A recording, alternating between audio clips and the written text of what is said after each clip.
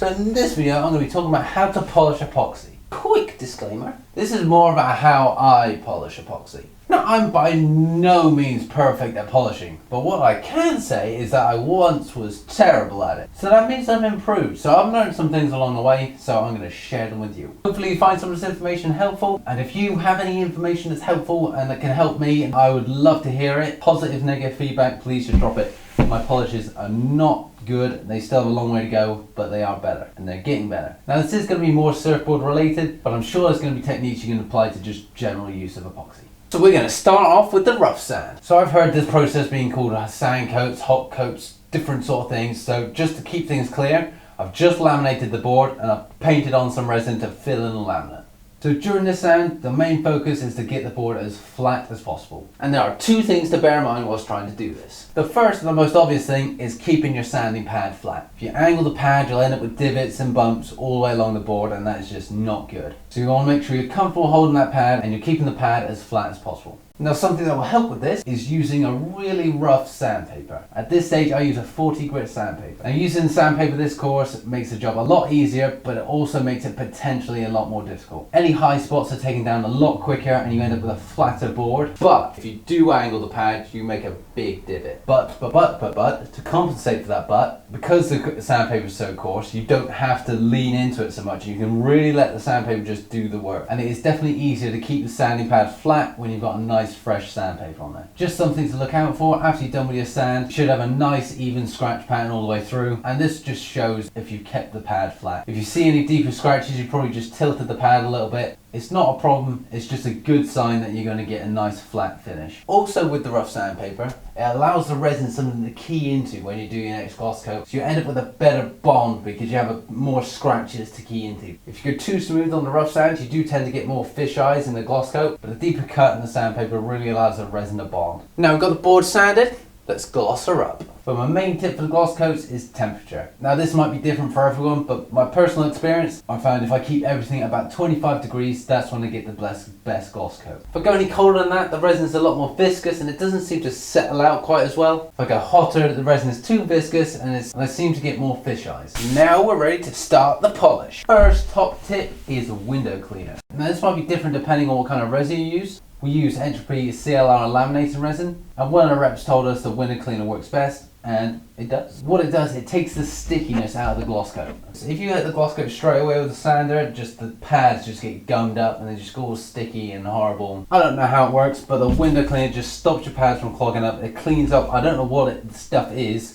but it cleans it up. You can see the end of the sponge, it just goes white by the time you finish. I don't know what it is. It worked. Which brings me nicely onto my second top tip.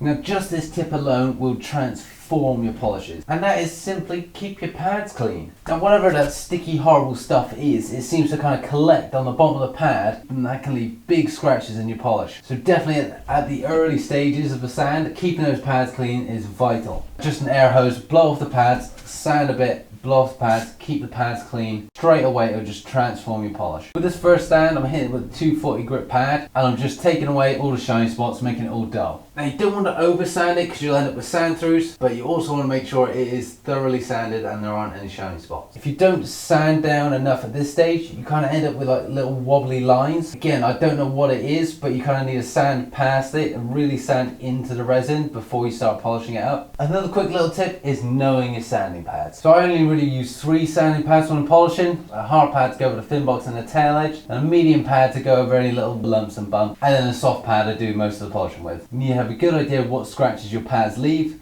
and then an even better idea of how to get rid of those scratches. Have a play around, get to know your pads. It sounds weird, but just get to know them.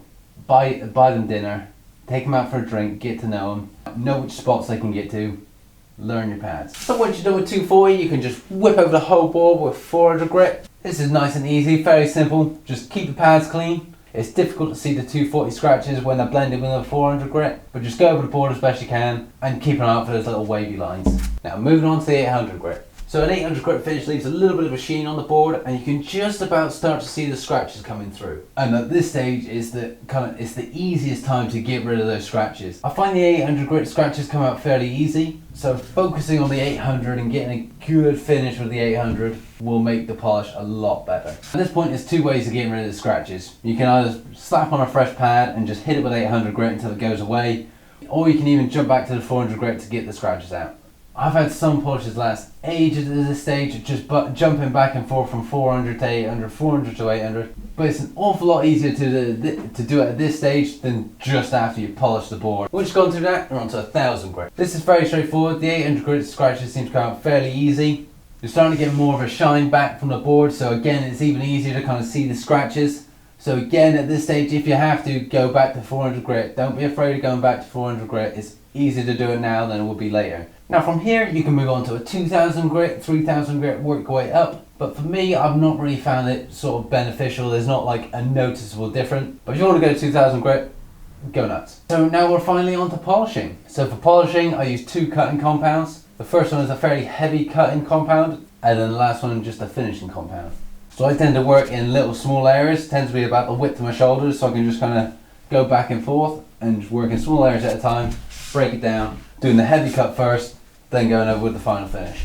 For me, this is the easy bit. This is literally the last stage. The hard work is done. It's just a case of polishing it up.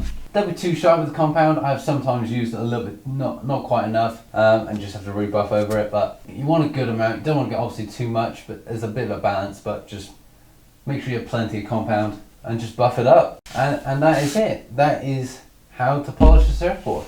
So, just as a quick recap, you want a nice flat rough first sand. Second point is the window cleaner. Get rid of all that sticky mysterious stuff, whatever it is, get rid of it. Third point, keep those pads clean, especially at the early stages. And lastly, really focus on 800 grit to really get rid of those early on scratches. But yeah, I think that sums it up. If you have any other polishing tips that I've missed, leave a comment down below. If you want to buy one of these beautiful shiny bad boys, surfboardsukltd.com. Link is in the description. And if you have any questions, send us a message on Instagram, social media, whatever. It'll all be in the description.